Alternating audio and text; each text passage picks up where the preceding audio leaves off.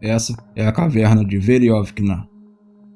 Com 2.212 metros de profundidade, a caverna de Veriovkina é a caverna mais profunda da Terra. A caverna é tão profunda que leva mais de 4 dias e milhares de metros de corda para atravessar sua imensa profundidade. E certamente, a caverna mais profunda esconde alguns incidentes horríveis. Veremos hoje essas histórias.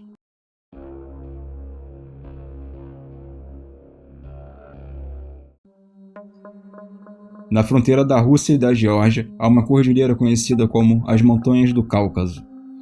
Essa cordilheira é notável por alguns motivos. Primeiro, é o lar do pico mais alto da Europa, o Monte Elbrus, com 5.639 metros acima do nível do mar.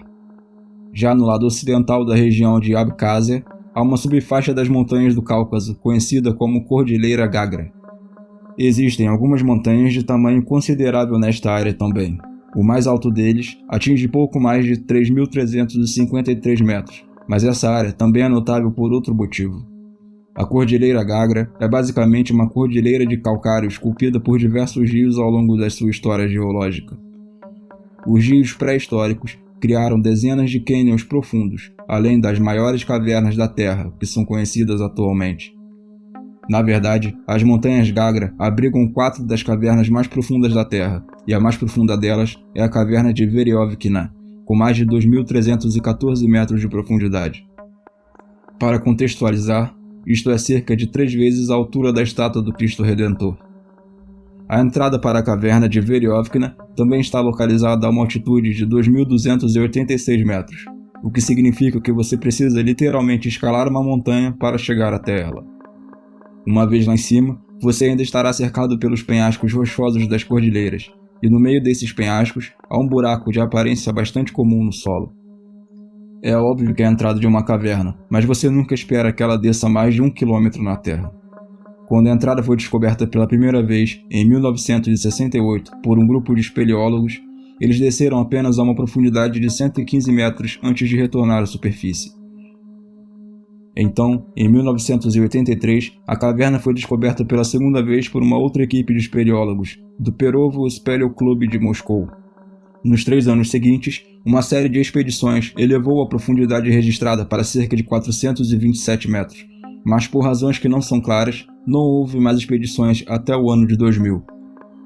O trabalho foi retomado naquele ano, mas tardaria até o ano de 2015, até descobrirem um novo poço que revelaria a verdadeira profundidade da caverna de Veriovkina. Em 2017, eles estenderam a profundidade máxima da caverna de 427 metros para 2.194 metros e mapearam mais de 17 quilômetros de túneis e passagens. Então, finalmente, em março de 2018, o ponto oficial mais profundo da caverna foi descoberto. Do fundo de um lago subterrâneo, onde a caverna encontra o lençol freático, dando à caverna de Veriovkina uma profundidade total de 2.212 metros. 6 meses depois, em setembro, a equipe Perovo retornou mais uma vez ao local para continuar explorando a caverna, e desta vez eles se juntaram aos fotógrafos Rob Shore e Jeff Wade. Foi a mesma equipe de espeleólogos de classe mundial do Clube Perovo que fez todas as descidas iniciais de Veriovkina e de outras cavernas profundas na Cordilheira Gagra. O líder da equipe se chamava Pavel Demidov, e essa expedição retornaria ao fundo da caverna Veriovkina para coletar amostras de algumas das espécies potencialmente desconhecidas e explorar algumas das promissoras passagens horizontais no fundo da caverna, enquanto Rob e Jeff documentavam a expedição. De fato, mesmo em uma expedição às cavernas comuns de profundidade moderada, onde você pode descer e subir em apenas um único dia, ainda seria necessário levar consigo peso e volume consideráveis, já que você irá precisar de comida e um monte de equipamentos de escalada para cada integrante da equipe. Em cavernas tão grandes quanto a caverna Veriovkina, a descida é mais semelhante a uma expedição característica de uma alta montanha. Se você já assistiu a algo relacionado ao Monte Everest, deve ter ouvido falar do sistema de vários acampamentos base. Esses acampamentos são estabelecidos cada vez mais altos na montanha, para armazenar os alimentos e equipamentos, e para que os alpinistas possam dormir e se reequipar entre as escaladas. Para expedições de vários dias em uma montanha ou em uma caverna profunda o suficiente, a quantidade de equipamentos torna-se impossível de transportar tudo de uma só vez. As pessoas têm que subir e descer com antecedência para transportar lote após lote de equipamento necessário para garantir uma tentativa segura, e a caverna Veriovkina não é diferente. Na verdade, devido à sua profundidade, tem um total de 6 acampamentos ao longo do caminho para o fundo. Desde a entrada, os escaladores devem colocar roupas especiais, arneses e capacetes com lanterna fixa. Então, eles descem o primeiro poço através da escuridão e se movem por uma série de túneis e passagens estreitas para chegar ao primeiro acampamento, que fica a 610 metros. Esse é um acampamento permanente, onde equipamentos são armazenados o ano todo para emergências. Então, ao longo dos próximos 4 dias, Rob, Jeff e o Perovo Speleol Club seguiram para o acampamento 6, descendo a 2.103 metros de profundidade. No caminho, a temperatura estava apenas alguns graus acima do zero. Eles rastejaram pela lama e pela água, em pontos tão apertados que parecia impossível passar, e desceram 30 metros em eixo vertical sobre nada além do ar.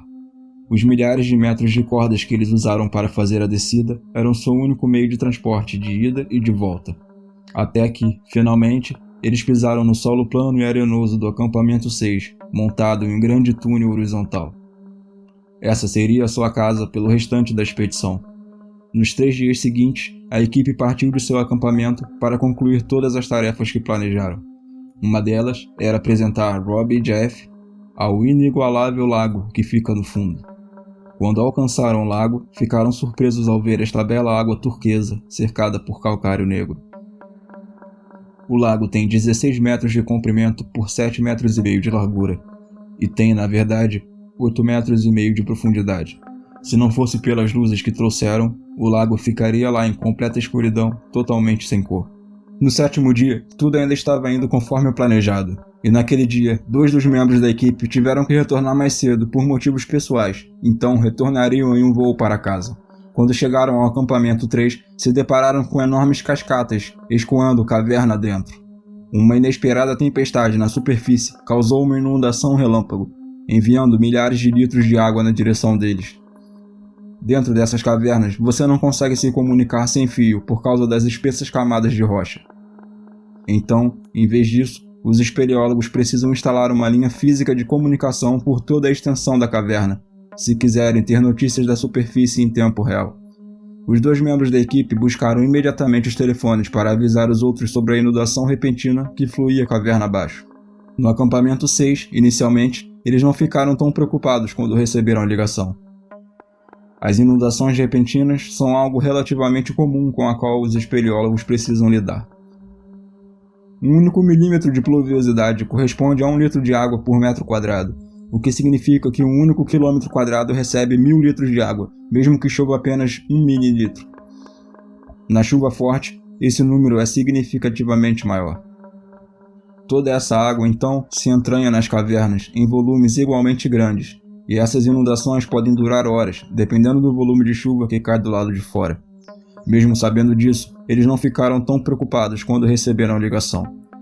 O grupo Perovo é de classe mundial, e seu plano era monitorar o nível da água e planejar os próximos passos de acordo com as exigências.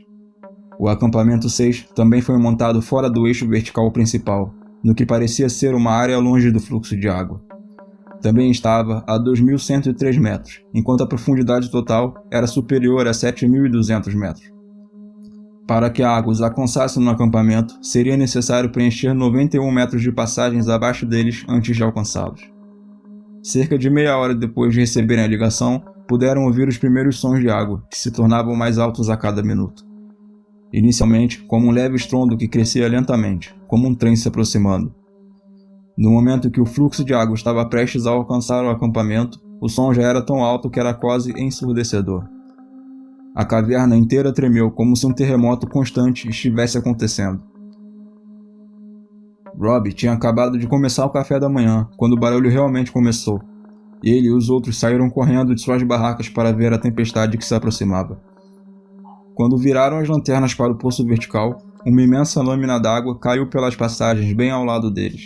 Rob ficou lá com a boca aberta e quase derrubou a comida que estava segurando. Não tão experiente quanto os outros membros da equipe Perovo, Rob estava realmente preocupado com o volume e a velocidade que a água entrava. Porém, lembrou-se de que o local que eles acampavam estava completamente seco, então ele tentou manter a calma como seus camaradas russos.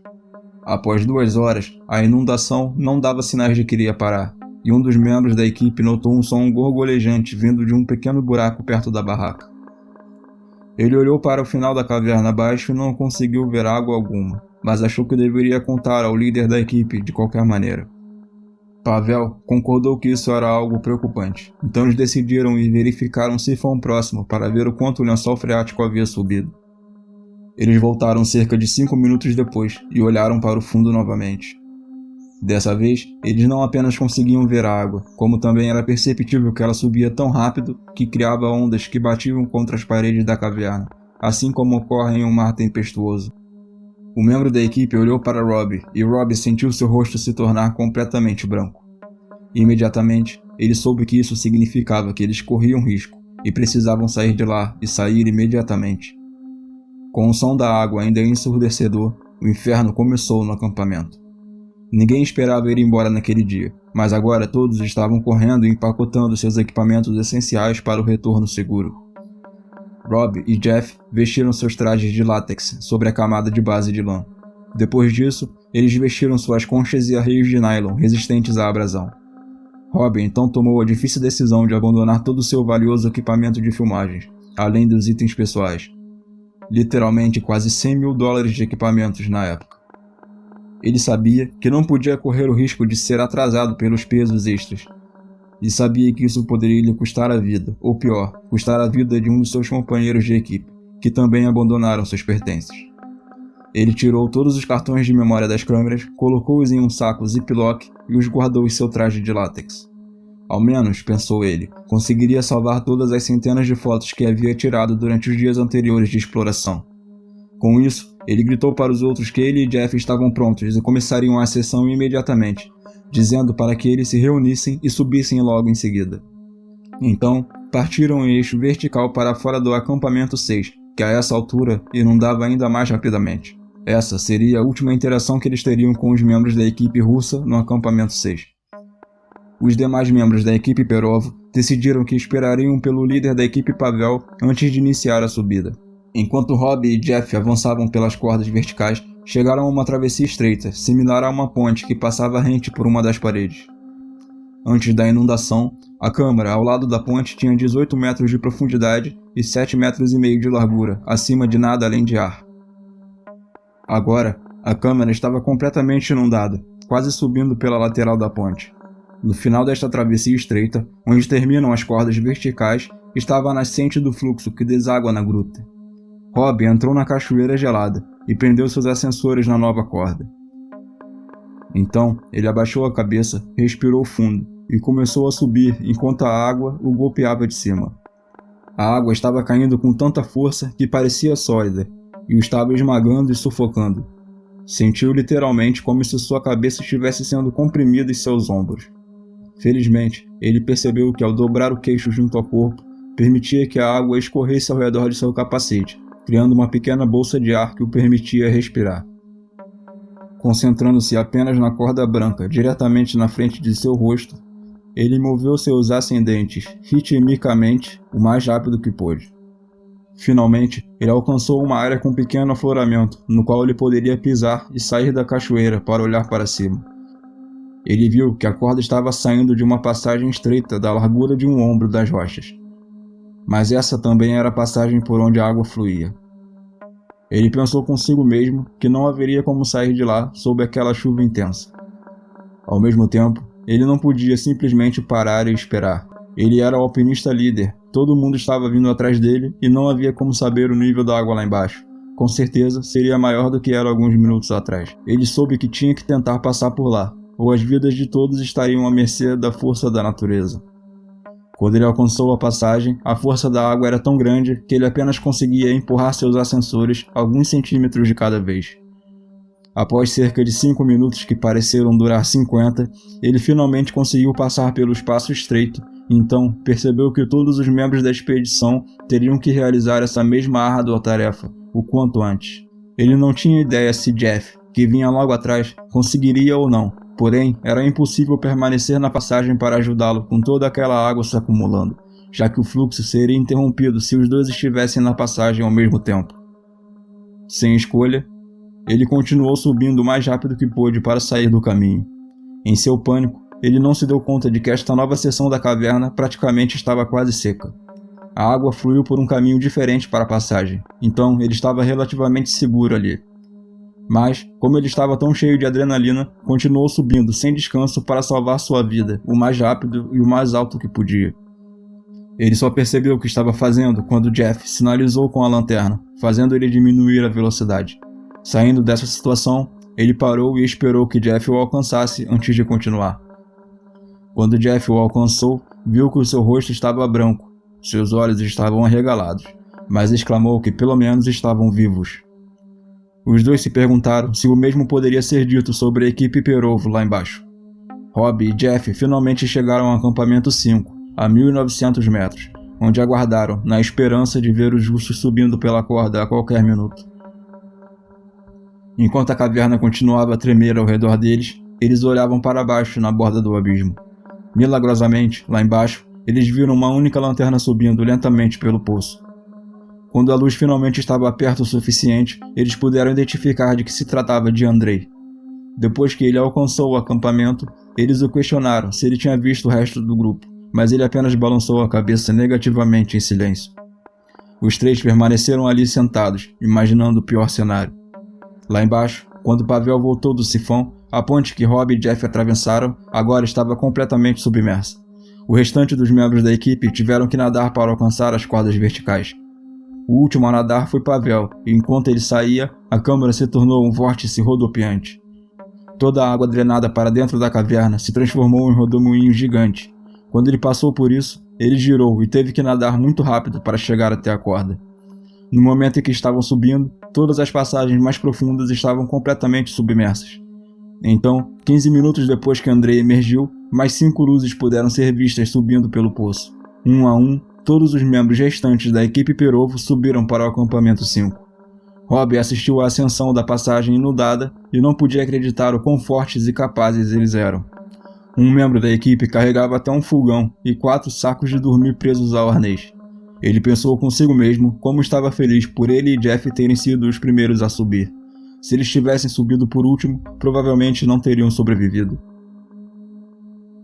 E então, quando subiram ao acampamento, rapidamente prepararam uma barraca e estavam tomando café e rindo de toda a aprovação. Rob, por outro lado, ainda estava completamente assustado. Por horas ele se recusou a tirar o equipamento e continuou olhando para baixo do abismo para ver se a água ainda estava subindo. 61 metros acima deles havia uma passagem horizontal que eles precisavam passar para subir mais na caverna.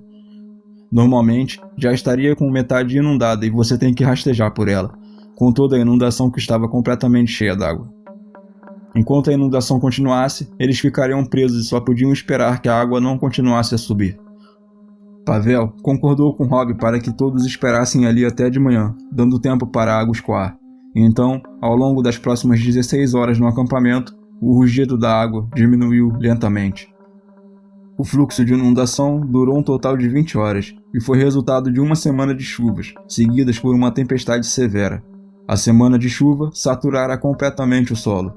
Então, quando a tempestade aconteceu, a água infiltrou implacavelmente na caverna Veriovkina. Mais tarde, eles souberam por um motorista de táxi que as gotas de chuva da tempestade eram do tamanho de moedas. Na verdade, essa foi uma boa experiência de aprendizado para a equipe. Anteriormente, eles operavam sob a suposição de que a caverna inundava apenas no inverno. Após a expedição, foram elaborados planos para melhorar o monitoramento da superfície para monitorar a chuva. Um novo acampamento foi instalado nas câmaras inferiores para fornecer outro ponto de fuga em caso de inundação. E apesar dessa expedição ter sido interrompida, eles haviam completado essencialmente tudo o que haviam planejado fazer. Novas passagens foram exploradas e mapeadas, novos tipos de caverna foram amostradas e, embora o equipamento de filmagem tenha sido destruído, todas as imagens foram preservadas. Mas esse não seria o último incidente a ocorrer na caverna Veriovkina. 2 anos depois, em novembro de 2020, algumas pessoas que exploravam a área notaram uma corda presa na entrada da caverna. Isso, normalmente, é um grande problema no mundo da espeleologia, porque qualquer visitante pode acessar a caverna e potencialmente se machucar ou se perder se não estiver preparado. 8 meses depois, em 4 de agosto de 2021, a mesma equipe de Perovo voltou para continuar seu trabalho na caverna Veriovkina. Eles desceram pela caverna como haviam feito 3 anos antes, mas desta vez, a 396 metros de profundidade, eles encontraram um par de crampons e uma picareta de gelo. Isso significava que alguém havia entrado e explorado a caverna. Eles continuaram mais adiante, até o acampamento permanente a 610 metros, e ao segundo acampamento, a 975 metros. Então, todo o caminho a 1.100 metros. No meio do caminho para a caverna mais profunda da Terra, eles encontraram o corpo decomposto de um homem. Ele vestia macacão camuflado, botas de rastreamento, capacete, tinha 2 celulares e ainda estava preso à corda que havia usado para descer na caverna. Pela aparência da decomposição, ele estava lá há meses. Embora ele não tivesse nenhuma identidade quando foi encontrado, as autoridades conseguiram identificar o homem como Sergei Kozeev, de 37 anos, usando o banco de dados de pessoas desaparecidas. Então, usando as informações de celulares encontrados com ele, eles conseguiram descobrir o que aconteceu que levou à sua morte. Sergei morava na cidade de Sochi, na Rússia, a leste da fronteira russa com a Geórgia e a cerca de 2 horas da entrada da caverna Veriovkina. Ele era um ávido homem do ar livre e frequentemente fazia expedições solo para explorar a natureza. Em 1º de novembro de 2020, ele se despediu de sua família como sempre fazia, quando fazia uma dessas expedições solo, e partiu para as montanhas de Gagra. Ele também não disse a eles para onde estava indo, apesar de estar indo para um local onde menos pessoas haviam pisado do que a Estação Espacial Internacional. Com base nos documentos e capturas de tela encontrados em seu telefone, parece que Sergei passou quase 1 ano planejando essa viagem. Ele imprimiu mapas e materiais das expedições feitas pela equipe Perovo, especificamente para explorar a caverna. Primeiro, ele subiu as montanhas até a entrada da caverna, usando seus crampons e picareta. Depois, ele fixou uma corda na abertura e desceu para a escuridão da caverna Veriovkina. Usando as informações que obteve da equipe Perovo, ele transportou todo o seu equipamento em 3 bolsas de transporte pelos túneis e passagens estreitas. Então, usando um descensor de treliça, ele viajou pelos maciços poços verticais, conseguindo chegar ao primeiro acampamento e, em seguida, deixou alguns dos equipamentos descobertos posteriormente pela equipe Perovo e então procedeu diretamente para o segundo acampamento. Foi possível inferir a partir dos excrementos encontrados no local que ele viveu no segundo acampamento por cerca de 1 semana, antes de descer ainda mais fundo na caverna. A partir do segundo acampamento, as coisas ficaram mais desafiadoras. Além desse acampamento, existem alguns poços verticais maiores e tecnicamente mais desafiadores. Além disso, a caverna torna-se muito mais úmida a partir desse ponto. Como qualquer espeleólogo sabe, portar o equipamento adequado é crucial nessas situações. A subcamada de lã padrão com uma camada externa à prova d'água é imprescindível para sobreviver a um ambiente subterrâneo frio e úmido. Não está claro exatamente o que aconteceu no último momento de Sergei, mas parece que ele percebeu que não seria capaz de atravessar os trechos inundados contando apenas com o equipamento que trazia. Nesse ponto, ele teria tentado voltar pela caverna, mas como já havia descido em uma área tecnicamente desafiadora, não conseguiu mais voltar. Sergei trouxe ascendentes para as mãos, mas não tinha estribos para os pés, o que significa que ele não tinha apoio para os pés em nenhuma das longas hastes verticais. Ele deve ter tentado exaustivamente sair da caverna, mas entre o cansaço e o frio, ele finalmente se deitou para dormir uma última vez e nunca mais acordou. Ao encontrar seu corpo, a equipe voltou à superfície e alertou as autoridades. Devido à dificuldade da caverna e à profundidade que o corpo de Sergei foi encontrado, seria necessária uma equipe de mais de 100 indivíduos treinados para recuperá-lo. Também é particularmente arriscado estar em um espaço confinado como uma caverna com um corpo em decomposição, porque os gases liberados pelo processo podem se acumular e se tornar tóxicos ao atingir níveis altos o suficiente. Apesar de quantas pessoas estivessem envolvidas no resgate, eles ainda acabariam tendo que desmembrar Sergei em pedaços para removê-lo da caverna com sucesso. Após sua recuperação, seu corpo foi finalmente devolvido para sua esposa e filhos em Sochi. Por enquanto, a caverna Veriovkina é a caverna mais profunda da Terra. Mas a Terra é um lugar grande e as cavernas não são tão facilmente visíveis quanto são as altas montanhas. A caverna Veriovkina só foi coroada como a mais profunda da Terra em 2018. Resta saber se ela manterá seu lugar como a mais profunda da Terra. Olá pessoal, meu nome é Guto e bem-vindo ao canal Interessante e Assustador. Se você gostou desse vídeo, eu realmente agradeceria se você desse um like e se inscrevesse. Isso ajuda com o algoritmo do YouTube. E mais uma vez, muito obrigado por assistir. Espero vê-lo no próximo.